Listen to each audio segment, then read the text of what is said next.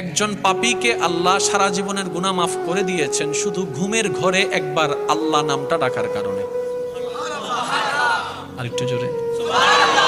হাসরের ময়দানে একজন বান্দাকে আল্লাহ জান্নাত দান করবেন শুধু সে ঘুমের ভিতরে আল্লাহ বলে ডেকেছিল। তো ফেরেশতা জিজ্ঞেস করবে, ইয়া রাব্বে করিম, সে তো যে আমলটার কারণে তুমি তাকে জান্নাত দিচ্ছ, এত গুনার উপর ভারী করে যে নেক আমলটাকে বানিয়েছো তুমি, আল্লাহ সেই আমলটা হচ্ছে তোমার নাম ডেকেছে, আর তোমার নামটা তো সে স্ব ইচ্ছায় ডাকেনি, ঘুমের মধ্যে ডেকেছে, ঘুমের মধ্যে ডেকেছে, ঘুমের ঘরে ডেকেছে। রব বলে, যেভাবেই ডাকো নাম তো আমারটাই ডেকেছে, যেভাবে ডাকুক নাম তো আমারটাই ডেকেছে, নাম তো আমারটাই ডেকেছে, আর আমি তার ওই নামটা টাকাকে কবুল করেছি। ও ফেরেশতা, এক পাল্লায় সেই নামটার ওজন রাখো, আরেক পাল্লা তার সারা জীবনের গুনাহকে রাখো। সেই দিন হাসরের ময়দানে ওই একটা নাম ডাকাটাই ভারী হয়ে যাবে। সুবহানাল্লাহ।